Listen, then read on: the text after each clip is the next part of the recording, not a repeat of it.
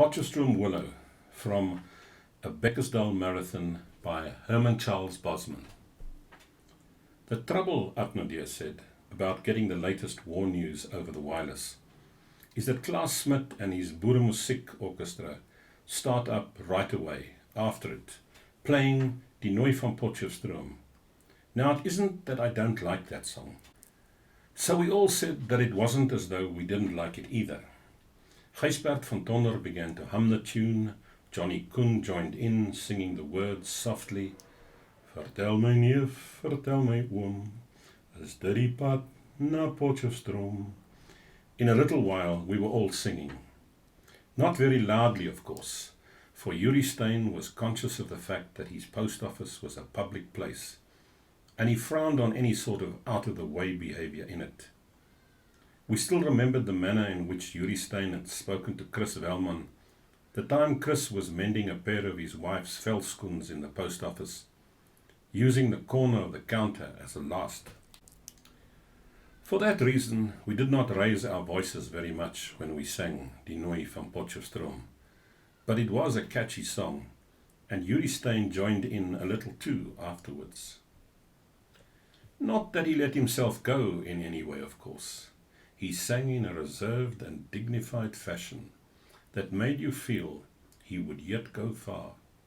You felt that even the Postmaster General in Pretoria, on the occasion of a member of the public coming to him to complain about a registered letter that had got lost, well, even the Postmaster General would not have been able to sit back in his chair and sing Die Nooi van Potchefstroom in as elevated a manner as Yuri Steyn was doing at that very moment. Before the singing had quite died down, Oupa Bekker was saying that he knew Potchefstroom when he was still a child.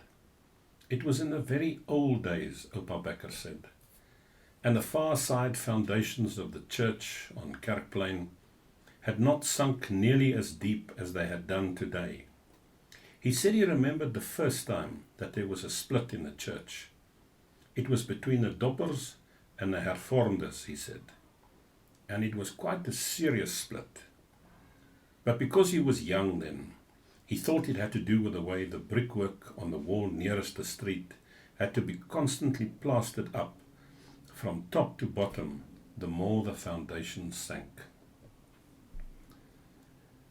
I remember showing my father that piece of church wall, Oupa Bekker continued, and I asked my father if the Doppers had done it, and my father said, well, he had never thought about it like that until then. But all the same, he wouldn't be surprised if they had. Not that anybody would ever see the Doppers kneeling down there on the sidewalk, loosening the bricks with a crowbar, my father added. Whatever they did was under the cover of darkness.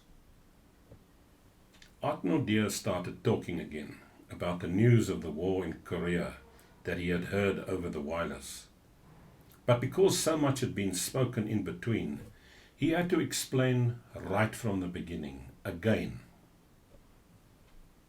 It's the way the war news gets crowded by Klaas Smit and his orchestra, Atnodia said.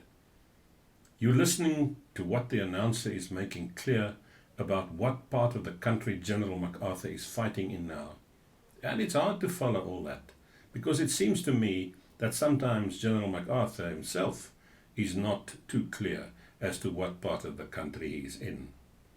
And then suddenly, while you're still listening, up strikes Klaas Smit's orchestra with Die Nooi van Potchefstroom. It makes it all very difficult, you know. They don't give that General MacArthur a chance at all. Die Nooi van Potchefstroom seems to be crowding him even worse than the communists are doing. And that seems to be bad enough, the Lord knows.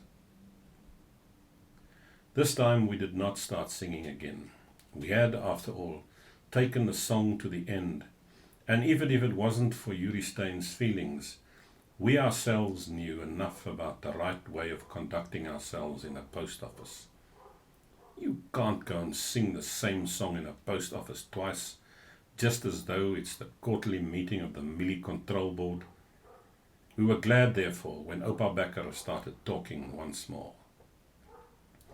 This song now, Oupa Bekker was saying.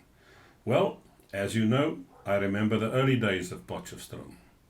The very early days, that is. But I would never have imagined that someday a poet would come along and make up a song about the place. Potchefstroom was the first capital of the Transvaal, of course, long before Pretoria was thought of even. And there's an old willow tree in Potchefstroom that must have measured I don't know how many feet around the trunk where it goes into the ground. It measured that much only a little while ago, I mean. I'm talking about the last time I was in Potchefstroom. But I never imagined anybody would ever write a poem about the town. It seemed such a hard name to make verses about. But I suppose it's a lot different today. People are so much more clever, I expect. Oupa Bekker would have gone on a good deal longer, maybe, if it wasn't that Yuri Stein's wife came in just about then with a coffee. Consequently, Oupa Bekker had to sit up properly and stir the sugar round in his cup. I heard that song you were singing just now, Yuri Stein's wife remarked to all of us. I thought it was, well, I liked it. I didn't catch the words, quite. Nobody answered. We knew that it was school holidays, of course, and we knew that young Vermaak, the schoolmaster, had gone to his parents in Potchefstroom for the holidays. Because we knew that Potchefstroom was young Vermaak's hometown, we kept silent.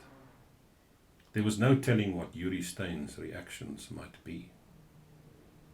Oupa Bekker went on talking, however. All the same, I would like to know how many feet around the trunk that willow tree is today, Oupa Bekker said. And they won't chop it down either. That willow tree is right on the edge of the graveyard. You can almost say it's inside the graveyard. And so they won't chop it down. But what beats me is to think that somebody could actually write a song about Potchefstroom. I would never have thought it possible. Oupa Bekker's sighs seemed to come from very far away. From somewhere a good deal further away than the rustbank he was sitting on.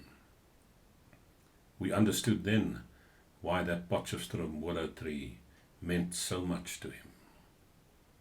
And the result was that when Gijsbert van Tonder started up the chorus of the song again, we all found ourselves joining in, no matter what Yuri Stein might say about it. En in my droom, we sang, is die valaar nooi by die wilgerboom.